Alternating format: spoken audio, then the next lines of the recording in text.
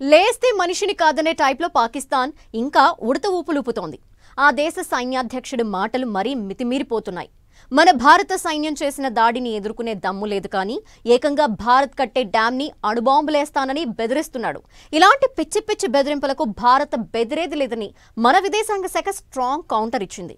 అంతేకాదు, అసలు పాకిస్తాన్ అనే దేశం ఎలాంటిది అనటానికి పాక్ ఆర్మీ చీఫ్ అసిం మునీర్ తాజా కామెంట్లే నిదర్శనమని కుండ బద్దలు కొట్టింది. అసలు ఏం చూసుకుని పాకిస్తాన్కి ఇంత బలుపు?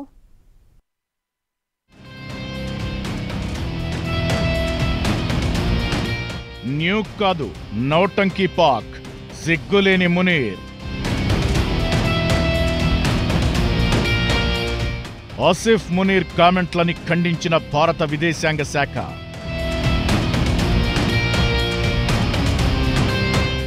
కొట్టిన దెబ్బకి చిన్న మెదడు చితికిపోయిందా? ట్రంప్ అండతో పూర్తిగా పోయిందా?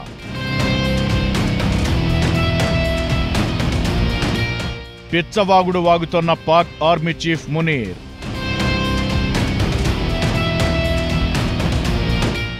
తమతో పాటు సగం ప్రపంచాన్ని నాశనం చేస్తానంటూ బెదిరింపు. పెహల్గాంలో దాడి తరువాత ఆపరేషన్ సింధూర్ చేపట్టింది భారత్. ఈ దెబ్బతో పాకిస్తాన్ మరో 100 ఏళ్లు పైకి లేవకూడదన్న రీతిలో చావు దెబ్బ కొట్టింది. మనపై దాడికొచ్చిన 6 విమానాలను నేలకూల్చింది. అయినా సరే లేనిపోని బీరాలు పలుకుతోంది పాక్. ఆ దేశపు ఆర్మీ చీఫ్ బెదిరింపులకు అంతు పంతు లేకుండా పోతోంది. తాజాగా అమెరికాలో ఓ డిన్నర్ తీసుకుంటూ తన నోటికి అద్దు అదుపు లేకుండా రెచ్చిపోయాడు. సింధు నదిపై భారత్ కట్టే డ్యాంని 10 అణుబాంబులతో ధ్వంసం చేస్తామంటూ బీరాలు పలికాడు. అయితే ఈ బెదిరింపులే పాక్ అసలు నైజాన్ని బయటపెట్టాయింది భారత విదేశాంగ శాఖ. Munir మాటలకెవరూ బెదిరిపోరని తేల్చేసింది.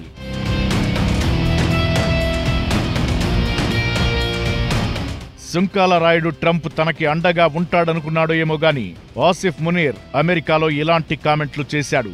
US central command commander general Michael Kurilla retirement ఈవెంట్లో మాట్లాడుతూ అసలు తమకి సగం ప్రపంచం నాశనం చేసే సత్తా ఉందంటూ జబ్బలు చరుచుకున్నాడు. ఆసిఫ్ మునీర్ మాటలు కనీసం ఆ దేశంలోని వారైనా నమ్ముతారో లేదో గాని తన అవసరం కోసం అమెరికా అధ్యక్షుడు ట్రంప్ ఇలాంటి వారిని బాగా ఎంకరేజ్ చేస్తున్నట్లు కనిపిస్తోంది. భారత్పై సుంకం వేసి పాకిస్తాన్ని వదిలిపెట్టగానే ఇక పాక్కి కొండంత అండ లభించినట్లు అంచనా వేసుకుంటున్నట్లు కనిపిస్తోంది. ఆ పిచ్చి ధైర్యంతోనే ఇలాంటి వాగుడు తప్ప నిజానికి పాకిస్తాన్ బతుకేంటనేది ఈ 3 నెలల్లో భారత్ ప్రపంచం ముందు ఎన్నోసార్లు నడి రోడ్డుపై పరిచింది. 3 నెలలకోసారి అప్పు కోసం ప్రపంచ బ్యాంకును యాచించే పాకిస్తాన్ సగం ప్రపంచాన్ని నాశనం చేస్తామంటే అమెరికాకి అది ఇంపుగా ఉండొచ్చేమో గాని వాస్తవం తెలిసిన వాళ్లెవరూ దీన్నసలు పట్టించుకోరు. అందుకే మన విదేశాంగ శాఖ కూడా పాక్ ఆర్మీ న్యూక్ బ్లాక్మెయిల్ ని నవటంకీగా కొట్టిపారేసింది. అసలు పాకిస్తాన్ సైన్యం టెర్రరిస్టులతో కలిసిపోయిందనడానికి ఇంతకంటే రుజువేం కావాలని భారత విదేశాంగ శాఖ స్పందించింది.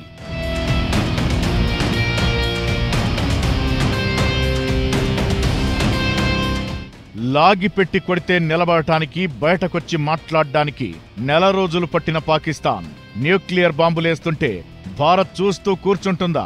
కిరాణా హిల్స్ పై జరిగింది ఏ తరహా దాడో ఇంతవరకు పాకిస్తాన్ ఓపెన్ గా చెప్పుకోలేకపోయింది. ఈ తరహా మాటలు చూస్తుంటే పాకిస్తాన్ కి ఖచ్చితంగా మరో రౌండ్ వాయింపుడు పడాల్సిందే అంటే తప్పేం లేదు.